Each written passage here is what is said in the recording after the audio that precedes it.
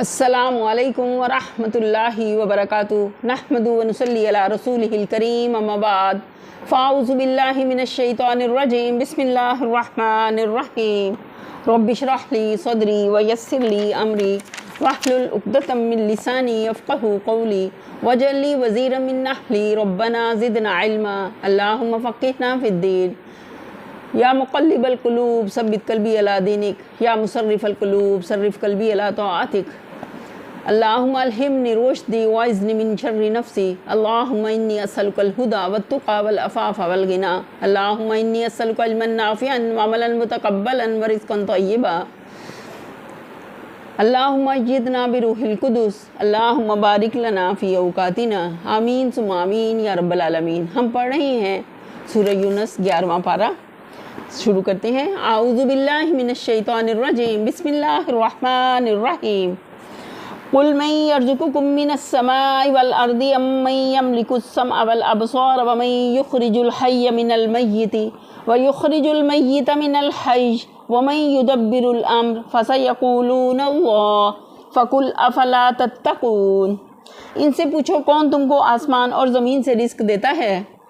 یہ سماعت اور بینائی کی قوتیں کس کے اختیار میں ہیں؟ کون ہے بے جان جو بے جان میں سے جاندار کو اور جاندار میں سے بے جان کو نکالتا ہے؟ کون اس نظم عالم کی تدبیر کر رہا ہے؟ وہ ضرور کہیں گے کہ اللہ۔ کہو پھر اس حقیقت کے خلاف چلنے سے پرہیز نہیں کرتے؟ فَذَلِكُمُ اللَّهُ رَبُّكُمُ الْحَقُّ فَمَاذَا بَعْدَ الْحَقِّ إِلَّا الضَّلَالُ فَأَنَّىٰ تُصْرَفُونَ۔ تب تو یہی اللہ تمہارا حقیقی رب ہے۔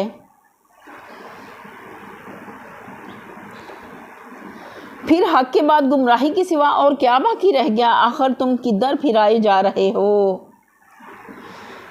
یعنی اگر یہ سارے کام اللہ کے ہیں جیسا کہ تم خود مانتے ہو، تب تو تمہارا حقیقی پروردگار، مالک، آقا اور تمہاری بندگی و عبادت کا حقدار اللہ ہی ہوا۔ یہ دوسرے جن کا ان کاموں میں کوئی حصہ نہیں، آخر ربوبیت میں کہاں سے شریک ہو گئے؟ خیال رہے کہ خطاب عام لوگوں سے ہے اور ان سے سوال یہ نہیں کیا جا رہا کہ تم کدھر پھرے جاتے ہو، بلکہ یہ ہے کہ تم کدھر پھرائے جا رہے ہو۔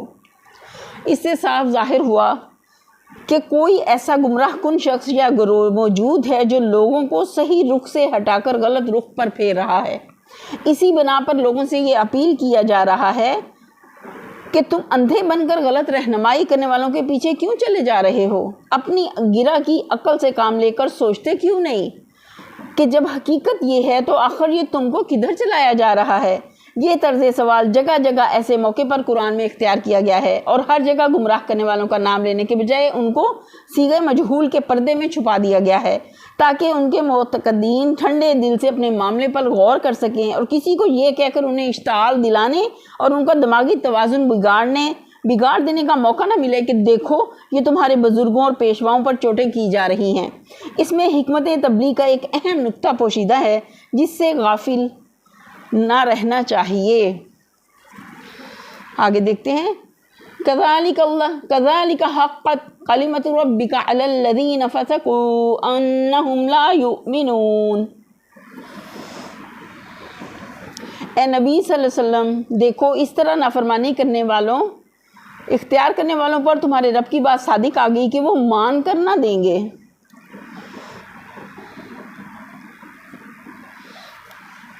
یعنی ایسی کھلی اور عام فہم دلیلوں سے بات سمجھائی جاتی ہے، لیکن جنہوں نے نہ ماننے کا فیصلہ کر لیا ہے وہ اپنی ضد کی بنا پر کسی طرح مان کر نہیں دیتے۔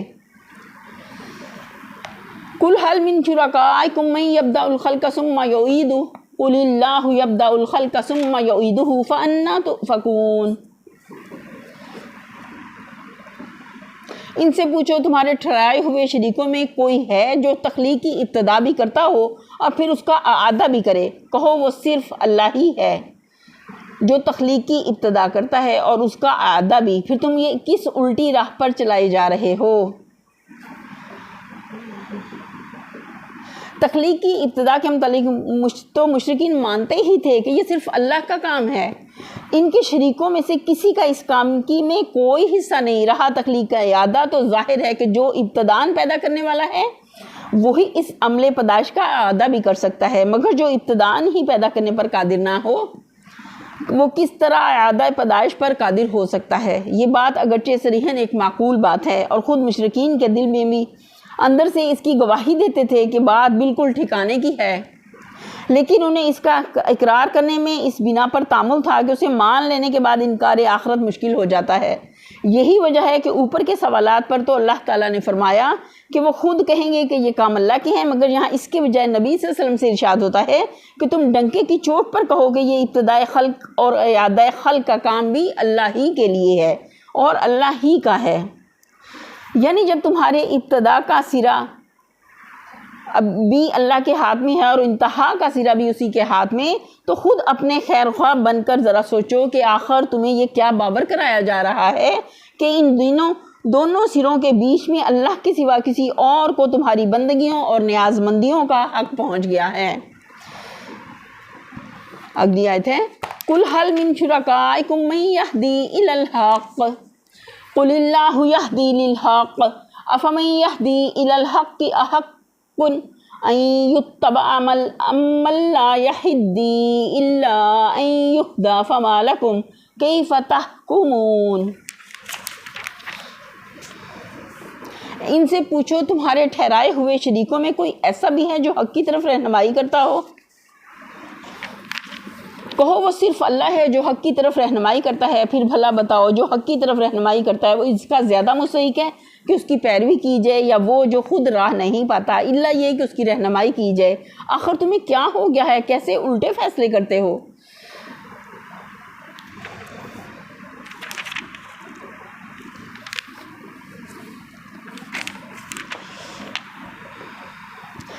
یہ ایک نہایت اہم سوال ہے جس کو ذرا تفصیل کے ساتھ سمجھ لینا چاہیے۔ دنیا میں انسان کی ضرورتوں کا دائرہ صرف اسی حد تک محدود نہیں ہے کہ اس کو کھانے پینے، پہننے اور زندگی بسر کرنے کا سامان بہن پہنچے اور آفات، مصائب اور نقصانات سے وہ محفوظ رہے، بلکہ اس کی ایک ضرورت اور در حقیقت سب سے بڑی ضرورت یہ بھی ہے کہ اسے دنیا میں زندگی بسر کرنے کا صحیح طریقہ معلوم ہو اور وہ جانے کہ اپنی ذات کے ساتھ، اپنی قوتوں اور قابلیتوں کے ساتھ، اس سر و سامان کے ساتھ جو روئے زمین پر اس کے تصرف میں ہیں، ان بے شمار انسانوں کے ساتھ جن سے مختلف حیثیتوں میں اس کو سابقہ پیش آتا ہے، اور مجموعی طور پر اس نظام کائنات کے ساتھ جس کے ماتحت رہ کر ہی بہرحال اس کو کام کرنا ہے، وہ کیا اور کس طرح معاملہ کرے جس سے اس کی زندگی بحیثیت مجموعی کامیاب ہو اور اس کی کوششیں اور محنتیں غلط راہوں میں صرف ہو کر تباہی و بربادی پر منتج نہ ہوں۔ اس صحیح طریقے کا نام حق ہے، اور جو رہنمائی اس طریقے کی طرف انسان کو لے جائے رہے وہی ہدایت حق ہے۔ اب قرآن تمام مشرکین سے، ان سب لوگوں سے جو پیغمبر کی تعلیم کو ماننے سے انکار کرتے ہیں، یہ پوچھتا ہے کہ تم خدا کے سوا جن جن کی بندگی کرتے ہو ان میں سے کوئی ہے جو تمہارے لیے ہدایت حق حاصل کرنے کا ذریعہ بنتا ہو یا بن سکتا ہو؟ ظاہر ہے کہ اس کا جواب نفی کے سوا اور کچھ نہیں۔ اس لیے انسان اللہ کے سوا جن کی بندگی کرتا ہے وہ دو بڑی اقسام پر منقسم ہے۔ ایک یہ وہ دیویاں، دیوتا اور زندہ یا مردہ انسان جن کی پرستش کی جاتی ہے، سو ان کی طرف تو انسان کا رجوع صرف اس غرض کے لیے ہوتا ہے کہ فوق الفطری طریقے سے وہ اس کی حاجتیں پوری کرے اور اس کو آفات سے بچائے۔ رہی ہدایت حق تو وہ نہ کبھی ان کی طرف سے آئی، نہ کبھی کسی مشرک نے اس کے لیے ان کی طرف رجوع کیا، اور نہ کوئی مشرک یہ کہتا ہے کہ اس کے یہ معبود اسے اخلاق، معاشرت، تمدن، معیشت، سیاست، قانون، عدالت وغیرہ کے اصول سکھاتے ہیں۔ دوسرے وہ انسان جن کے بنائے ہوئے اصولوں اور قوانین کی پیروی اور اطاعت کی جاتی ہے، سو وہ رہنما تو ضرور ہیں، مگر سوال یہ ہے کہ کیا فی الواقع وہ رہنما حق بھی ہو سکتے ہیں؟ حق بھی ہیں یا ہو سکتے ہیں؟ کیا ان میں سے کسی کا علم بھی ان تمام حقائق پر حاوی ہے جن کو جاننا انسانی زندگی کے صحیح اصول وضع کرنے کے لیے ضروری ہے؟ کیا ان میں سے کسی کی نظر بھی اس پورے دائرے پر پھیلتی ہے جس میں انسانی زندگی سے تعلق رکھنے والے مسائل پھیلے ہوئے ہیں؟ کیا ان میں سے کوئی بھی ان کمزوریوں سے، ان تعصبات سے، ان شخصی یا گروہی دلچسپیوں سے، ان اغراض و خواہشات سے اور ان رجحانات و میلانات سے بالاتر ہے جو انسانی معاشرے کے لیے منصفانہ قوانین بنانے میں مانے ہوتے ہیں؟ اگر جواب نفی میں ہے اور ظاہر ہے کہ کوئی صحیح الدماغ آدمی ان سوالات کا جواب اثبات میں نہیں دے سکتا، تو آخر یہ لوگ ہدایت حق کا سرچشمہ کیسے ہو سکتے ہیں؟ اسی بنا پر قرآن یہ سوال کرتا ہے کہ لوگوں، تمہارے ان مذہبی معبودوں اور تمدنی خداؤں میں کوئی بھی ایسا نہیں جو راہ راست کی طرف تمہاری رہنمائی کرنے والا ہو، اوپر کے سوالات کے ساتھ مل کر یہ آخری سوال دین و مذہب کے پورے مسئلے کا فیصلہ کر دیتا ہے۔ انسان کی ساری ضرورتیں دو ہی نوعیت کی ہیں۔ ایک نوعیت کی ضروریات یہ ہیں کہ کوئی اس کا مدد پروردگار ہو، کوئی ملجا و ماوا ہو، کوئی دعاؤں کا سننے والا اور حاجتوں کا پورا کرنے والا ہو، جس کا مستقل سہارا اس عالم اسباب کے لیے سبات سہاروں کے درمیان رہتے ہوئے وہ تھام سکے۔ سو اوپر کے سوالات نے فیصلہ کر دیا کہ اس ضرورت کو پورے کرنے والا اللہ کے سوا کوئی نہیں ہے۔ دوسری نوعیت کی ضروریات یہ ہیں کہ کوئی ایسا رہنما ہو جو دنیا میں زندگی بسر کرنے کے صحیح اصول بتائے اور جس کے دیے ہوئے قوانین حیات کی پیروی پورے اطمینان و اعتماد کے ساتھ کی جا سکے۔ سو اس آخری سوال نے اس کا فیصلہ بھی کر دیا کہ وہ صرف اللہ کی ذات ہے۔ اس کے بعد ضد ہٹ دھرمی کے سوا کوئی چیز باقی نہیں رہ جاتی جس کی بنا پر انسان مشرکانہ مذاہب اور لادینی اصول تمدن و اخلاق و سیاحت سے چمٹا رہے۔ آگے دیکھتے ہیں۔ وما يتبع اکثرهم الا الظن ان الظن لا يغني من الحق شيئا ان اللہ علیم بما یفعلون۔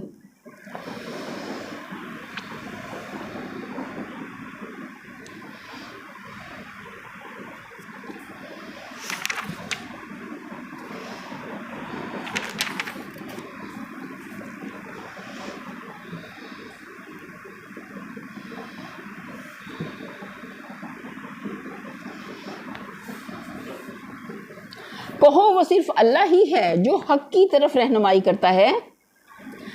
پھر بتلاؤ جو حق کی طرف رہنمائی کرتا ہے وہ اس کا زیادہ مستحق ہے کہ اس کی پیروی کیجیے یا وہ جو خود راہ نہیں پاتا اللہ یہ کہ اس کی رہنمائی کیجیے؟ آخر تمہیں کیا ہو گیا ہے؟ کیسے الٹے فیصلے کرتے ہو؟ وما يتبع اکثرهم الا الظن ان الظن لا يغني من الحق شيئا ان اللہ علیم بما یفعلون۔ حقیقت یہ ہے کہ ان میں سے اکثر لوگ محض قیاس و گمان کے پیچھے چلے جا رہے ہیں، حالانکہ گمان حق کی ضرورت کو کچھ بھی پورا نہیں کرتا۔ جو کچھ یہ کر رہے ہیں اللہ اس کو خوب جانتا ہے۔ یعنی جنہوں نے مذاہب بنائے، جنہوں نے فلسفے تصنیف کیے، جنہوں نے قوانین حیات تجویز کیے، انہوں نے بھی یہ سب کچھ علم کی بنا پر نہیں بلکہ گمان و قیاس کی بنا پر کیا۔ اور جنہوں نے ان مذہبی اور دینی رہنماؤں کی پیروی کی، انہوں نے بھی جان کر اور سمجھ کر نہیں بلکہ محض اس گمان کی بنا پر ان کا اتباع اختیار کر لیا کہ ایسے بڑے بڑے لوگ جب یہ کہتے ہیں اور باپ دادا ان کو مانتے چلے آ رہے ہیں اور ایک دنیا ان کی پیروی کر رہی ہے تو ضرور یہ ٹھیک ہی کہتے ہوں گے، صرف گمان کو فالو کر رہے ہیں۔ وما كان هذا القرآن أن يفترى من دون الله ولكن تصديق الذي بين يديه وتفصيل الكتاب لا ريب فيه من رب العالمين۔ اور یہ قرآن وہ چیز نہیں ہے جو اللہ کی وحی و تعلیم کے بغیر تصنیف کر لیا جائے، بلکہ یہ تو جو کچھ پہلے آ چکا تھا اس کی تصدیق اور الکتاب کی تفصیل ہے۔ اس میں کوئی شک نہیں کہ یہ فرمان روائے کائنات کی طرف سے ہے۔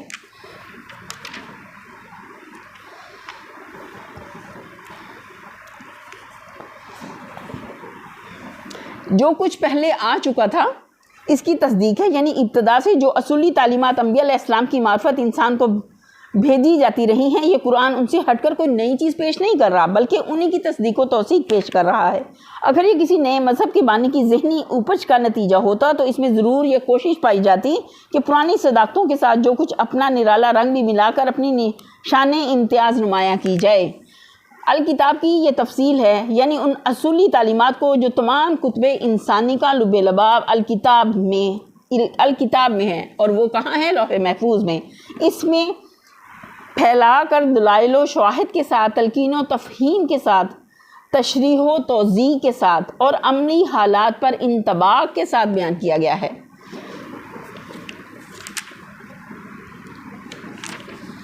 ام یقولون افتروا قل فأتوا بسورۃ مثلہ وادعوا من استطعتم من دون اللہ ان کنتم صادقین۔ کیا یہ لوگ کہتے ہیں کہ پیغمبر نے اسے خود تصنیف کر لیا ہے؟ کہو اگر تم اپنے اس الزام میں سچے ہو تو ایک صورت اس جیسی تصنیف کر لاؤ اور ایک اللہ کو چھوڑ کر جس کو بلا سکتے ہو مدد کے لیے بلا لو۔ عام طور پر لوگ سمجھتے ہیں کہ یہ چیلنج محض قرآن کی فصاحت و بلاغت اور اس کی ادبی خوبیوں کے لحاظ سے تھا۔ اعجاز قرآن پر جس انداز سے بحثیں کی گئی ہیں اس سے یہ غلط فہمی پیدا ہونی کچھ بعید بھی نہیں ہے، لیکن قرآن کا مقام اس سے بلندر ہے کہ وہ اپنی یکتائی و بے نظیری کے دعوے کی بنیاد محض اپنے لفظی محاسن پر رکھے۔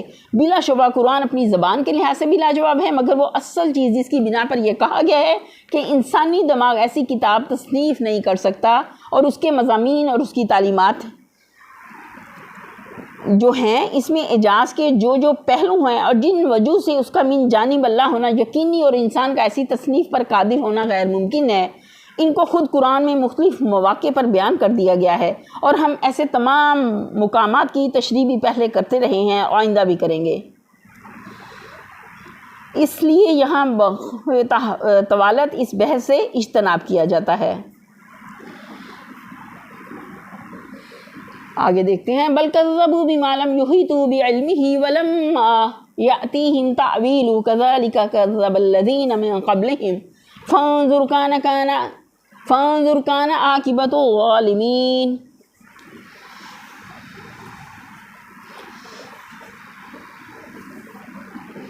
اصل یہ ہے کہ جو چیز ان کے علم کی گرفت میں نہیں آئی اور جس کا مال بھی ان کے سامنے نہیں آیا، اس کو خود انہوں نے خام خواہ اٹکل پچو جھٹلا دیا۔ اسی طرح تو ان سے پہلے کے لوگ بھی جھٹلا چکے ہیں، پھر دیکھ لو ان ظالموں کا کیا انجام ہوا۔ تکذیب یا تو اس بنیاد پر کی جا سکتی تھی کہ ان لوگوں کو اس کتاب کا ایک جعلی کتاب ہونا تحقیقی طور پر معلوم ہوتا، یا پھر اس بنا پر وہ معقول ہو سکتی تھی کہ جو حقیقتیں اس میں بیان کی گئی ہیں اور جو خبریں اس میں دی گئی ہیں وہ غلط ثابت ہو جاتی۔ لیکن ان دونوں وجہ تکذیب میں سے کوئی وجہ بھی یہاں موجود نہیں ہے۔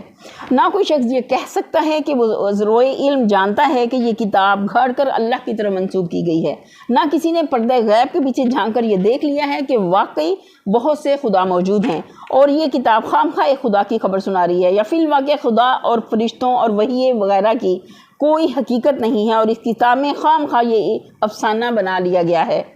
نہ کسی نے مر کر یہ دیکھ لیا ہے کہ دوسری زندگی اور اس کے حساب و کتاب اور جزا و سزا کی ساری خبریں جو اس کتاب میں دی گئی ہیں غلط ہیں، لیکن اس کے باوجود نرے شک اور گمان کی بنیاد پر اس شان سے اس کی تکذیب کی جا رہی ہے کہ گویا علمی طور پر اس کے جعلی اور غلط ہونے کی تحقیق کر لی گئی ہے۔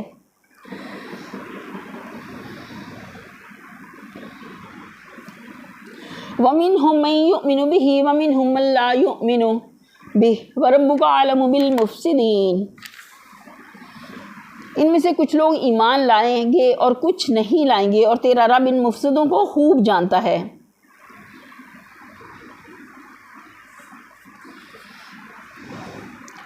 ایمان نہ لانے والوں کے متعلق فرمایا جا رہا ہے کہ خدا ان مفسدوں کو خوب جانتا ہے، یعنی وہ دنیا کا منہ تو یہ باتیں بنا کر بند کر سکتے ہیں کہ صاحب ہماری سمجھ میں بات نہیں آتی، اس لیے نیک نیتی کے ساتھ ہم اسے نہیں مانتے، لیکن خدا جو قلب و ضمیر کے چھپے ہوئے رازوں سے واقف ہے، وہ ان میں سے ایک ایک شخص کے متعلق جانتا ہے کہ کس طرح اس نے اپنے دل و دماغ پر کفل چڑھائے اور اپنے آپ کو غفلتوں میں گم کیا اور اپنے ضمیر کی آواز کو دبایا، اپنے قلب میں حق کی شہادت کو ابھرنے سے روکا، اپنے ذہن سے قبول حق کی صلاحیت کو مٹایا، سن کر نہ سنا، سمجھتے ہوئے نہ سمجھنے کی کوشش کی، اور حق کے مقابلے میں اپنے تعصبات کو، اپنے دینی مفاد کو، اپنی باطل سے الجھی ہوئی اغراض کو اور اپنے نفس کی خواہشوں اور رغبتوں کو ترجیح دی۔ اسی بنا پر وہ معصوم گمراہ نہیں ہیں بلکہ در حقیقت مفسد ہیں کہ جنہوں نے جان بوجھ کر حق سے پہلو تہی کی۔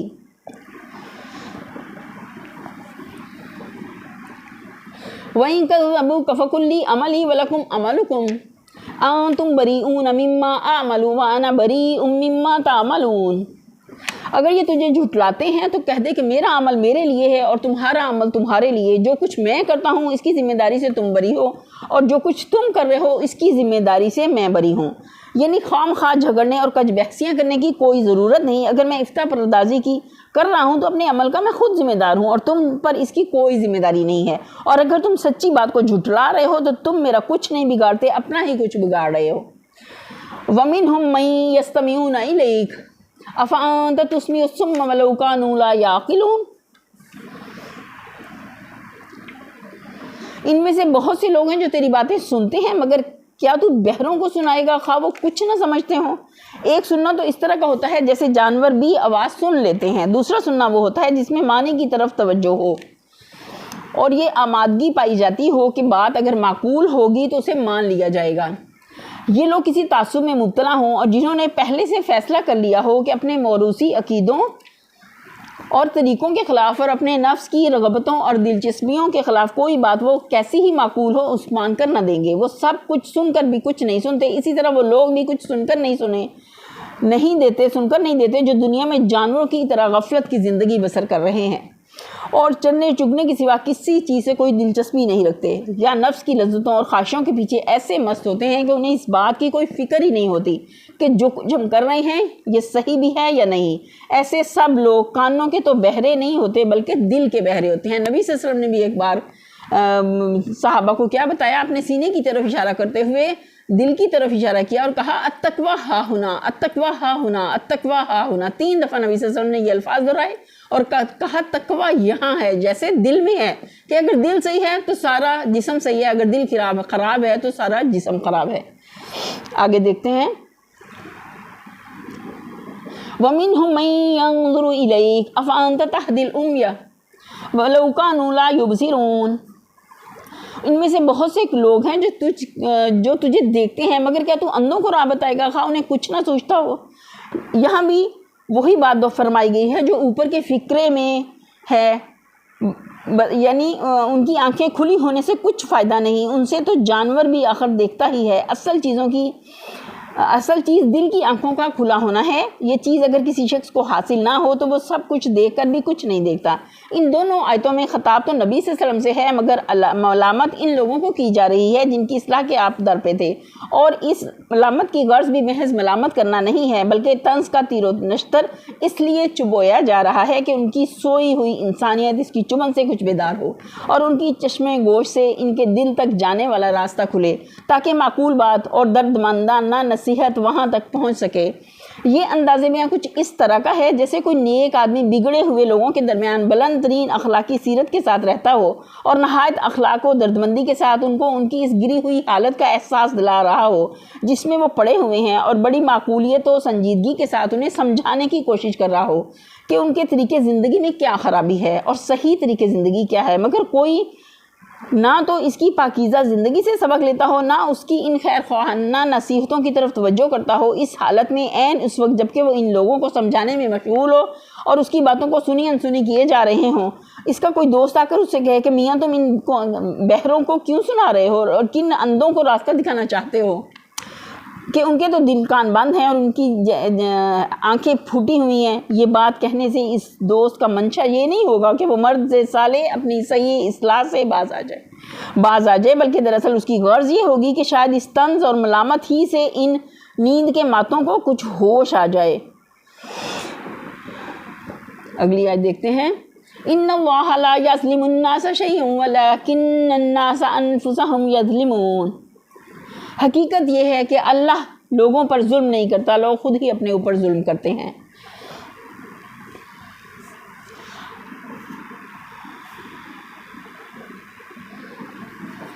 آج یہ دنیا کی زندگی میں مست ہے، یعنی اللہ نے تو انہیں کان بھی دیے اور آنکھیں بھی اور دل بھی، اس نے اپنی طرف سے کوئی ایسی چیز ان کو دینے میں بخل نہیں کیا جو حق و باطل کا فرق دیکھنے اور سمجھنے کے لیے ضروری تھی، مگر لوگوں نے خواہشات کی بندگی اور دنیا کے عشق میں مبتلا ہو کر اپنی ہی آنکھیں پھوڑ لی، اپنے کان بہرے کر لیے اور اپنے دلوں کو اتنا مست کر لیا کہ ان میں بھلے برے کی تمیز صحیح اور غلط کے فہم اور ضمیر کی زندگی کا کوئی اثر باقی نہ رہا۔ وَيَوْمَ يَحْشُرُهُمْ كَأَن لَّمْ يَلْبَثُوا إِلَّا سَاعَةً مِّنَ النَّهَارِ يَتَعَارَفُونَ بَيْنَهُمْ قَدْ خَسِرَ الَّذِينَ كَذَّبُوا بِلِقَاءِ اللَّهِ وَمَا كَانُوا مُهْتَدِينَ۔ اور جس روز اللہ ان کو اکٹھا کرے گا تو یہی دنیا کی زندگی انہیں ایسی محسوس ہوگی گویا یہ محض ایک گھڑی بھر آپس میں جان پہچان کرنے کو ٹھہرے تھے۔ اس وقت تحقیق ہو جائے گا کہ فی الواقع سخت گھاٹے میں رہے وہ لوگ جنہوں نے اللہ کی ملاقات کو جھٹلایا اور ہرگز وہ راہ راست پر نہ تھے۔ یعنی جب ایک طرف آخرت کی بے پایاں زندگی ان کے سامنے ہوگی اور دوسری طرف یہ پلٹ کر اپنی دنیا کی زندگی پر نگاہ ڈالیں گے تو انہیں مستقبل کے مقابلے میں اپنا یہ ماضی نہایت حقیر محسوس ہوگا۔ اس وقت ان کو اندازہ ہوگا کہ انہوں نے اپنی سابقہ زندگی میں تھوڑی سی لذتوں اور منفتوں کی خاطر اپنے اس ابدی مستقبل کو خراب کر کے کتنی بڑی حماقت کا ارتکاب کیا ہے۔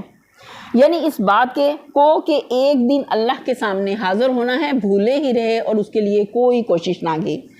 وَإِمَّا نُرِيَنَّكَ بَعْضَ الَّذِي نَعِدُهُمْ أَوْ نَتَوَفَّيَنَّكَ فَإِلَيْنَا مَرْجِعُهُمْ ثُمَّ اللَّهُ شَهِيدٌ عَلَى مَا يَفْعَلُونَ۔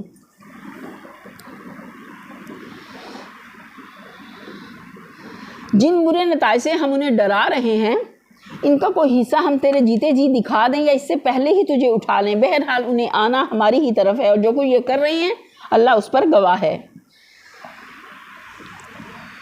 وَلِكُلِّ أُمَّةٍ رَسُولٌ فَإِذَا جَاءَ رَسُولُهُمْ قُضِيَ بَيْنَهُمْ بِالْقِسْطِ وَهُمْ لَا يُظْلَمُونَ۔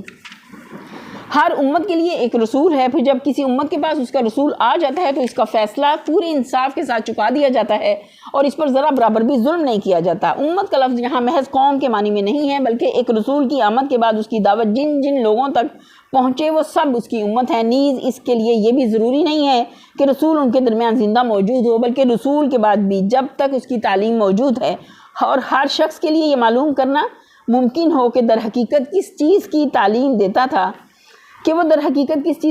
دیتا تھا اس وقت تک دنیا کے سب لوگ اس کی امت ہی قرار پائیں گے اور ان پر وہ حکم ثابت ہوگا جو آگے بیان کیا جا رہا ہے۔ اس لحاظ سے نبی صلی اللہ علیہ وسلم کی تشریف آوری کے بعد تمام دنیا کے انسان آپ کی امت ہیں اور اس وقت تک رہیں گے جب تک قرآن اپنی خالص صورت میں شائع ہوتا رہے گا۔ اسی وجہ سے آج میں یہ نہیں فرمائے گا کہ ہر قوم میں ایک رسول ہے بلکہ ارشاد ہوا ہے کہ ہر امت کے لیے ایک رسول ہے۔ وَيَقُولُونَ مَتَىٰ هَٰذَا الْوَعْدُ إِن كُنتُمْ صَادِقِينَ۔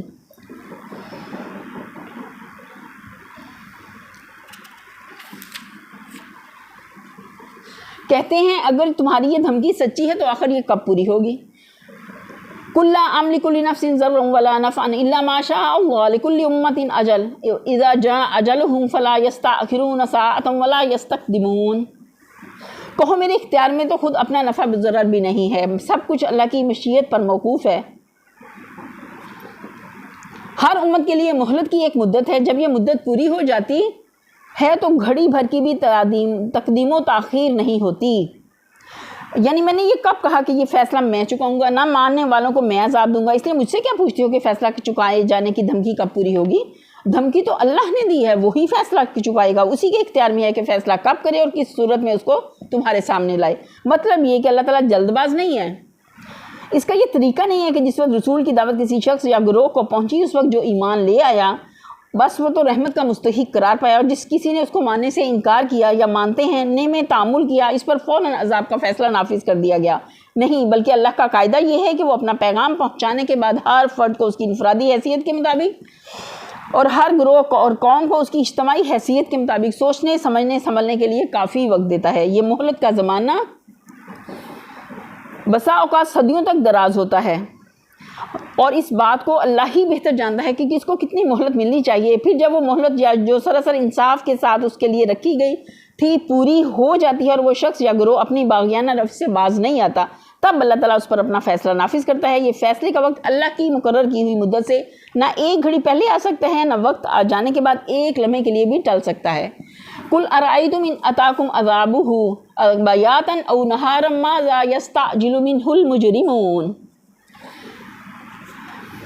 ان سے کہو کبھی تم نے یہ بھی سوچا کہ اگر اللہ کا عذاب اچانک رات کو یا دن کو آ جائے تو تم کیا کر سکتے ہو؟ آخر ایسی کون سی چیز ہے جس کے لیے مجرم جلدی میں چاہتے ہیں؟ أَثُمَّ إِذَا مَا وَقَعَ آمَنْتُمْ بِهِ الْآنَ وَقَدْ كُنْتُمْ بِهِ تَسْتَعْجِلُونَ۔ کیا جب وہ تم پر آ پڑے اس وقت تم اسے مانو گے؟ اب بچنا چاہتے ہو حالانکہ تم خود ہی اس کے جلدی آنے کا تقاضا کر رہے تھے۔ ثم قیل للذین ظلموا ذوقوا عذاب الخلد هل تجزون الا بما کنتم تکسبون۔ پھر ظالموں سے کہا جائے گا اب ہمیشہ کے عذاب کا مزہ چکھو، جو کچھ تم کرتے رہے ہو اس کی پاداش کے سوا اور کیا بدلہ تم کو دیا جا سکتا ہے۔ وَيَسْتَنبِئُونَكَ أَحَقٌّ هُوَ قُلْ إِی وَرَبِّی إِنَّهُ لَحَقٌّ وَمَا أَنْتُمْ بِمُعْجِزِینَ۔ پھر تم پوچھتے ہو پوچھتے ہیں کیا واقعی یہ سچ ہے؟ تو جو تم کہہ رہے ہو کہو میرے رب کی قسم یہ بالکل سچ ہے، اور تم اتنا بلبوتا نہیں رکھتے کہ اسے ظہور میں آنے سے روک دو۔ اسی پر ہم اپنے لیسن کا اختتام کرتے ہیں۔ وآخر دعوانا الحمدللہ رب العالمین، سبحان ربک رب العزت عما یصفون وسلام علی المرسلین والحمدللہ رب العالمین، آمین ثم آمین یا رب العالمین۔ السلام علیکم ورحمۃ اللہ وبرکاتہ۔